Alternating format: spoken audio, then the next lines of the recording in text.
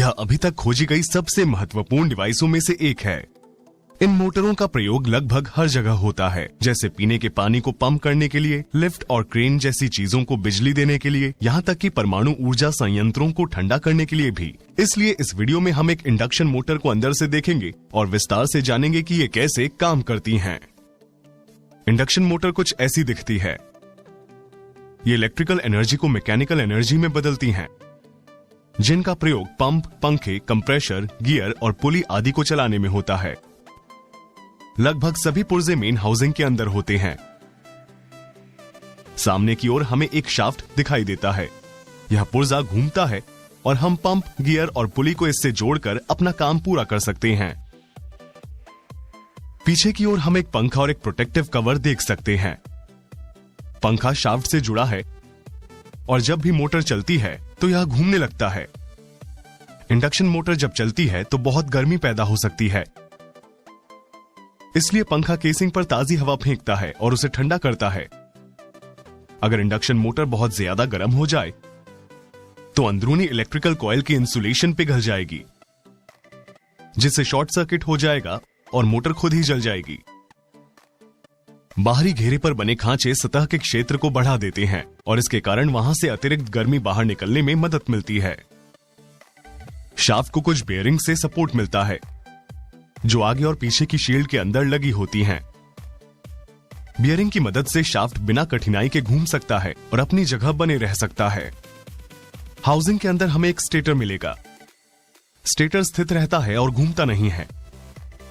इसमें कई सारे कॉपर वायर लगे होते हैं, जो आंतरिक परिधि में बने स्लॉट्स के बीच कॉइल की तरह लिपटे रहते हैं। कॉपर वायर पर विशेष प्रकार के एनिमल की परत चढ़ी होती है, जो वायरों को इलेक्ट्रिकल रूप से एक दूसरे से अलग रखती है। इसका मतलब ये हुआ कि इलेक्ट्रिसिटी को पूरे कॉइल से होकर प्रवाहित होना पड़ता है, नहीं तो इलेक्ट्रिसिटी सबसे छोटे पद से होकर जाएगी। ऐसा होना क्यों जरूरी है, इसके बारे में हम आपको वीडियो में आगे बताएंगे। यह एक 3 फेज वाली इंडक्शन मोटर है। तो हमारे पास स्टेटर के अंदर कॉइल के 3 अलग अलग सेट हैं। हर सेट का अंतिम सिरा इलेक्ट्रिकल टर्मिनल बॉक्स के अंदर लगे टर्मिनलों से जोड़ा जाएगा। इस वीडियो में आगे हम देखेंगे कि इन्हें कैसे जोड़ा जाता है। विद्युत आपूर्ति से जोड़े जाने पर स्टेटर एक घूमता हुआ विद्युत चुंबकीय क्षेत्र बनाता है। शाफ्ट से रोटर जोड़ा गया है। यहां पर स्क्विरल केज टाइप का रोटर है। इसे स्क्विरल केज इसलिए कहा जाता है क्योंकि यहां 2 सिरों वाली रिंग्स होती हैं, जिन्हें छड़ों से जोड़ा जाता है और ये साथ में घूमते हैं। यह डिजाइन पालतू हैमस्टर या गिलहरी के लिए उपयोग किए जाने वाले एक छोटे केज या अभ्यास व्हील के जैसा दिखता है। स्क्विरल केज में कई लैमिनेटेड स्टील शीट्स लगी होती हैं। ये शीट्स छड़ों पर चुंबकीय क्षेत्र केंद्रित करने में मदद करती हैं। धातु के ठोस टुकड़ों की बजाय शीट्स का प्रयोग किया जाता है, क्योंकि इससे रोटर में उठते एडी करंट की मात्रा कम करके कुशलता बढ़ाई जा सकती है। जब रोटर को स्टेटर के अंदर रखा जाता है और स्टेटर को विद्युत आपूर्ति से जोड़ा जाता है तो रोटर घूमने लगता है। ऐसा कैसे संभव हो पाता है? जब इलेक्ट्रिसिटी एक वायर से होकर गुजरती है तो वायर के चारों ओर एक विद्युत चुंबकीय क्षेत्र बनता है। हम इसे वायर के चारों ओर कुछ कंपास रखकर देख सकते हैं। कंपास चुंबकीय क्षेत्र की दिशा के अनुरूप घूमने लगते हैं। अगर विद्युत धारा यानी करंट की दिशा पलट दी जाए तो चुंबकीय क्षेत्र भी उलट जाता है और इसलिए कंपास भी दिशा बदल देता है। वायर का चुंबकीय क्षेत्र कंपास के डायल को अपनी ओर खींचता है और धक्का भी देता है। बिल्कुल उसी तरह जैसे कि अगर हम चुंबक की 2 छड़ों को आसपास रख दे तो होगा, या तो वे एक दूसरे की ओर आकर्षित होंगे या दूर चले जाएंगे। हम एक चुंबक को दूसरे चुंबक को घुमाने के लिए भी इस्तेमाल कर सकते हैं, या फिर हम चुंबक के चारों तरफ के चुंबकीय क्षेत्र की तीव्रता को बदलकर चुंबक को घुमा सकते हैं। यदि हम चुंबकीय क्षेत्र में एक वायर लगा दें और उसमें से करंट प्रवाहित करें तो वायर का चुंबकीय क्षेत्र स्थायी चुंबकों के साथ प्रतिक्रिया करेगा। चुंबकीय क्षेत्र और वायर में बल महसूस होगा। यह बल वायर को या तो ऊपर या फिर नीचे की ओर ले जाएगा, जो कि करंट की दिशा और चुंबकीय क्षेत्र की ध्रुवीयता पर निर्भर करता है।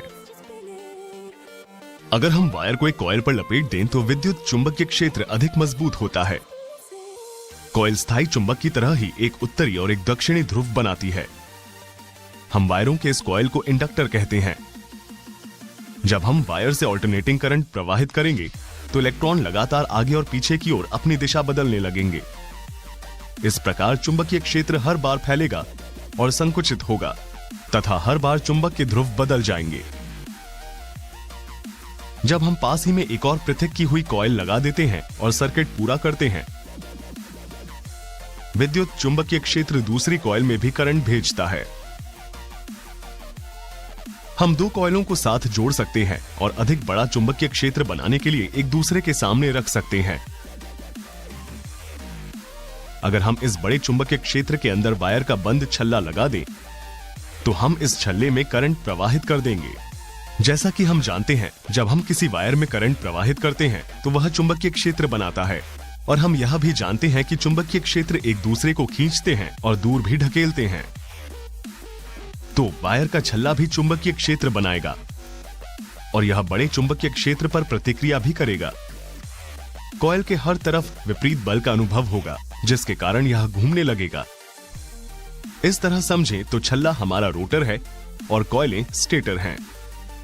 हालांकि रोटर केवल तभी तक घूमेगा जब तक कि वह स्टेटर कॉइल के अनुरूप स्थिति में नहीं आ जाता। उसके बाद वह अटक जाएगा, क्योंकि कॉइल में प्रवाहित करंट की दिशा बदल जाएगी। इस स्थिति से बचने के लिए हमें स्टेटर में कॉइलों का एक और सेट लगाना होगा और हमें इसे दूसरे फेज से जोड़ना होगा। इस फेज में इलेक्ट्रॉनों का प्रवाह थोड़े अलग समय पर होता है, ताकि विद्युत चुंबकीय क्षेत्र की तीव्रता और ध्रुव अलग समय पर बदले। यह रोटर को घूमने के लिए मजबूर कर देगा। इंडक्शन मोटर के अंदर हमारे पास 3 पृथक कॉइल होते हैं, जिनका प्रयोग घूमने वाले चुंबकीय क्षेत्र को बनाने में किया जाता है। जब हम हर कॉइल में ऑल्टरनेटिंग करंट प्रवाहित करेंगे तो कॉइल विद्युत चुंबकीय क्षेत्र बनाएगा। इलेक्ट्रॉन्स की दिशा बदलने से तीव्रता और ध्रुव दोनों बदल जाएंगे। लेकिन अगर हम हर कॉइल को अलग अलग फेज से जोड़ दें, फिर इलेक्ट्रॉन हर कॉइल में अलग समय में दिशा बदलेंगे। इसका मतलब है कि चुंबकीय क्षेत्र के ध्रुवों और तीव्रता में बदलाव भी अलग समय पर होगा। इस चुंबकीय क्षेत्र के प्रसार के लिए हमें कॉइल के हर सेट को पिछले फेज से 120 डिग्री पर घुमाना होगा और फिर इन्हें स्टेटर से जोड़ना होगा। कॉइलों के बीच चुंबकीय क्षेत्र की तीव्रता और ध्रुव भिन्न होते हैं, जिनके संयोजन से घूमते हुए चुंबकीय क्षेत्र का प्रभाव उत्पन्न किया जा सकता है। हमने इस वीडियो में पहले देखा कि पास ही लगे दूसरे कॉइल में करंट भेजा जा सकता है। स्क्विरल केज में छड़े के हर सिरे शॉर्टेड हैं।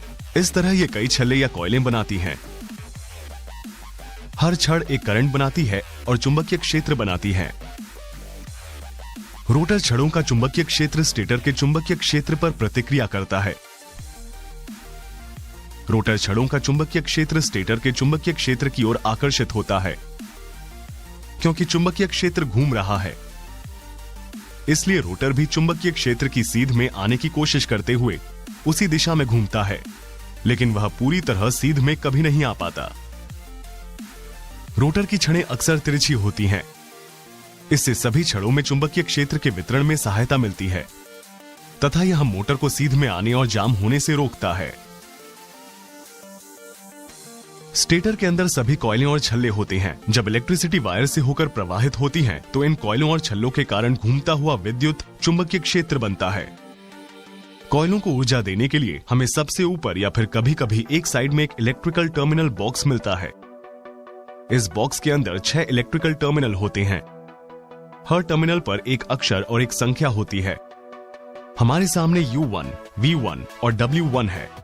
फिर W2, U2 और V2 हैं। हमारा फेज 1 कॉइल दोनों U टर्मिनलों से जुड़ा हुआ है। फिर फेज 2 कॉइल दोनों V टर्मिनलों से जुड़ा हुआ है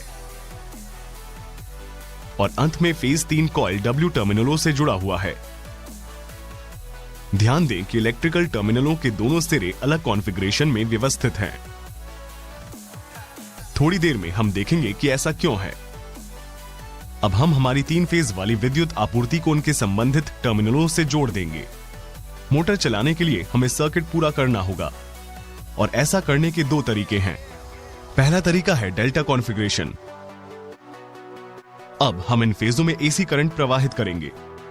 हम देखते हैं कि जब हर फेज में अलग समय पर एसी पावर की दिशा बदलती है, तब इलेक्ट्रिसिटी एक फेज से दूसरे फेज में बहती है। इसलिए हम टर्मिनल बॉक्स में टर्मिनलों को अलग अलग व्यवस्था में लगाते हैं, ताकि हम इलेक्ट्रॉन्स के हर बार दिशा बदलने पर आसानी से फेजों के बीच आसानी से इलेक्ट्रिसिटी के प्रवाह को बनाए रख सकें। टर्मिनलों को जोड़ने का दूसरा तरीका स्टार या वाई कॉन्फ़िगरेशन का प्रयोग करना है।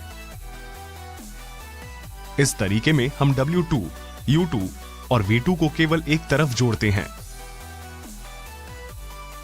यह हमें स्टार या वाई के समतुल्य कनेक्शन देता है। अब जब फेजों से होकर इलेक्ट्रिसिटी का प्रवाह होता है, हम देखते हैं इलेक्ट्रॉन फेजों के टर्मिनलों के बीच साझा किए जाते हैं। डिजाइन में अंतर होने के कारण स्टार और डेल्टा कॉन्फ़िगरेशन में प्रवाहित होने वाले करंट की मात्रा अलग अलग होती है, और हम इस वीडियो के अंत में इससे जुड़ी गणना करने के बारे में जानेंगे। आइए स्टार और डेल्टा कॉन्फ़िगरेशन के बीच अंतर को समझते हैं। आइए मान लेते हैं कि हमारी एक मोटर डेल्टा से जोड़ी गई है, जिसमें 400 वोल्ट की वोल्टेज आपूर्ति है। इसका मतलब है कि जब हम दो फेजों के बीच वोल्टेज मापने के लिए मल्टीमीटर का प्रयोग करते हैं, तो हमें 400 वोल्ट की रीडिंग मिलेगी। इसे हम लाइन टू लाइन वोल्टेज कहते हैं। अब अगर हम कॉइल के दो सिरों के बीच माप करते हैं, तो हमें फिर से 400 volt line to line voltage मिलती है। आइए मान लेते हैं कि हर कॉइल में एक प्रतिरोध या अवरोध है, क्योंकि यह 20 ओम का अल्टरनेटिंग करंट है। इसका मतलब है कि हमें अब कॉइल में 20 एम्पियर की रीडिंग मिलेगी। हम इसकी गणना 400 वोल्ट को 20 ओम से भाग देकर कर सकते हैं, जिसका परिणाम 20 एम्पियर होगा। लेकिन लाइन में करंट अलग होगा। यह 34.6 एम्पियर होगा। यह गणना हमें 20 एम्पियर का 3 के वर्गमूल से गुणा करने पर मिलती है, जिसका परिणाम होगा 34.6 एम्पियर। ऐसा इसलिए क्योंकि हर फेज में दो कॉइल जुड़े हैं। अब अगर हम स्टार या वाई कॉन्फ़िगरेशन देखें, तो हमारे पास फिर से 400 वोल्ट की लाइन टू लाइन वोल्टेज है। अगर हम दो फेजों को माप करें तो हमें यही माप दिखेगी। लेकिन स्टार कॉन्फ़िगरेशन में हमारे सभी कॉइल एक साथ जुड़े होते हैं और स्टार पॉइंट या न्यूट्रल पॉइंट पर मिलते हैं। यह वह बिंदु है जहां हम जरूरत पड़ने पर न्यूट्रल वायर रन कर सकते हैं। इसलिए इस बार जब हम कॉइल के सिरों पर वोल्टेज की माप करते हैं, तो हमें 230 वोल्ट से कम मान मिलता है। ऐसा इसलिए क्योंकि डेल्टा कॉन्फ़िगरेशन की तरह यहां फेज दोनों कॉइलों से सीधे जुड़ा हुआ नहीं है। कॉइल का एक सिरा फेज से जुड़ा है, जबकि दूसरा सिरा साझे बिंदु यानी शेयर्ड पॉइंट से जुड़ा है। इसलिए वोल्टेज भी साझा की जा रही है। वोल्टेज कम है क्योंकि एक फेज हमेशा विपरीत चल रहा है। हम इसकी गणना 400 वोल्ट को 3 के वर्गमूल से विभाजित कर सकते हैं, जिसका परिणाम 230 वोल्ट होगा। चूंकि वोल्टेज कम है तो करंट भी कम होगा। अगर इस कॉइल में 20 ओम का अवरोध हो, 230 वोल्ट को 20 एम्पियर से विभाजित करें तो परिणाम 11.5 एम्पियर होगा। इसलिए लाइन करंट भी 11.5 एम्पियर होगा। इसलिए हम डेल्टा कॉन्फ़िगरेशन में देख सकते हैं कि कॉइल में दो फेजों के बीच पूरे 400 वोल्ट है। लेकिन स्टार कॉन्फ़िगरेशन में फेजों और न्यूट्रल पॉइंट के बीच केवल 230 वोल्ट ही होते हैं।